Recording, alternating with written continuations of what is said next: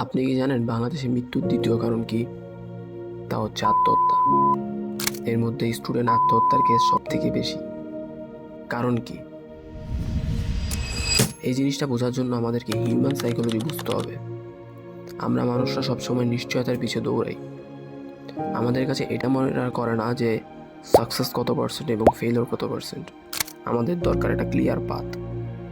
কেউ একজন আমাদেরকে বলবে যে এই রাস্তা যাও অ্যান্ড দেখবা তুমি সাকসেস পাবা। আপনি যদি এইগুলোর দিকে তাকান তাহলে দেখবেন একটা ক্লিয়ার পাথ রেডি করা আছে।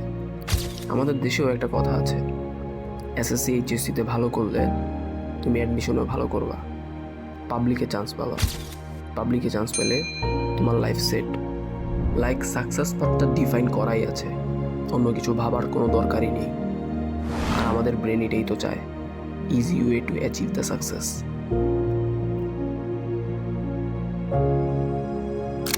এর রিজন হচ্ছে কোচিং সেন্টার, মিডিয়া, এগুলো।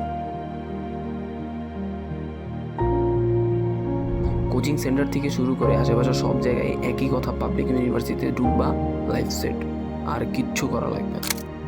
তাহলে অটোমেটিকলি এখন আমাদের মাথায় সেট হয়ে যায় যে এসএসসি, এইচএসসি অ্যান্ড অ্যাডমিশন, এই জায়গাগুলোতে ভালো করলে আমার লাইফ এখন সেট। এই রেসে সব থেকে বেশি ভাগিদার হয় মিডল ক্লাস ফ্যামিলির স্টুডেন্ট অ্যান্ড তাদের পরিবার। তারা চিন্তা করে আমাদের সন্তান ফিউচারে কোথাও ভালো পজিশনে যেতে পারে, তাহলে সমাজে আমাদের সম্মানটা আরও বাড়বে। এই জন্যই বাবা মারা তাদের উপার্জিত সব টাকাগুলো তার সন্তানের পিছনে এবং তার পড়ালেখার পিছনে ঢেলে দেয়। এমন কোনো কিছু করা কি খারাপ? না, একদমই না। একটা বাবা মার স্বপ্ন তার সন্তানের প্রতি থাকতেই পারে, কিন্তু ওই সন্তানেরও একটা স্বপ্ন আছে।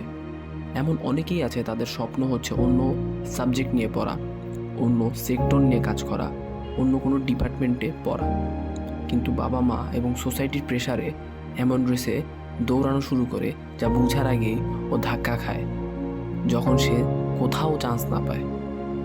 আমাদের সমাজে মিডিয়া এবং নিউজ পোর্টালগুলো দেখানো হয় অনেক গরিব ছেলে বড় বড় অ্যাচিভমেন্ট করছে। এটা দেখে বাবা মারও ভাবে আমাদের ছেলে কিংবা আমাদের মেয়ে ওই ছেলের মতো নিজেদেরকেও বড় কোনো স্থানে প্রতিষ্ঠিত করবে। কিন্তু তারা এটা কখনো ভাবে না কত পার্সেন্ট স্টুডেন্ট এক্সাম দিতেছে এবং কত পার্সেন্ট স্টুডেন্ট চান্স পাইতেছে এবং তার সাথে ওই পাবলিক ইউনিভার্সিটিগুলোতে সিট কয়টা আছে। তারা জাস্ট ওই গরিব ছেলেটার অ্যাচিভমেন্ট দেখে নিজেরা এডুকেশন লোন নিয়ে কিংবা কেউ জমি বিক্রি করে নিজের উপার্জিত সারা জীবনের টাকা নিয়ে ঢাকায় চলে আসে তার সন্তানটাকে নিয়ে এবং ভর্তি করে বড় বড় কোচিং সেন্টারগুলোতে।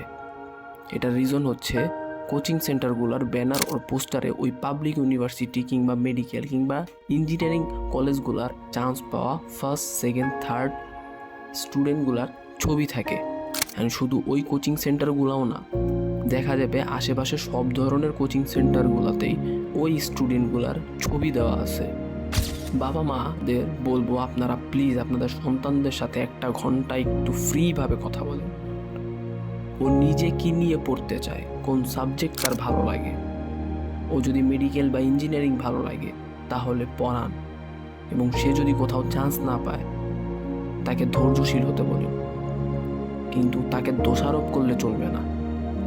কারণটা হচ্ছে আমাদের দেশের পপুলেশনটা একটু দেখেন, তার সাথে সাথে আমাদের দেশের পাবলিক ইউনিভার্সিটি কয়টা আছে সেটা দেখেন, এবং ইউনিভার্সিটিগুলোতে কতটা সিট আছে, কতজন স্টুডেন্ট চান্স পায় একটু দেখেন। কারণ আপনার এই প্রেসারে একটা প্রাণ ঝরে যেতে পারে। আমরা অনেকেই এটা না বুঝে প্রেসারাইজ করে ফেলি আমাদের স্টুডেন্টদেরকে। অনেক সময় দেশের স্টুডেন্ট আত্মহত্যার কেস সব থেকে বেশি হয়ে থাকে।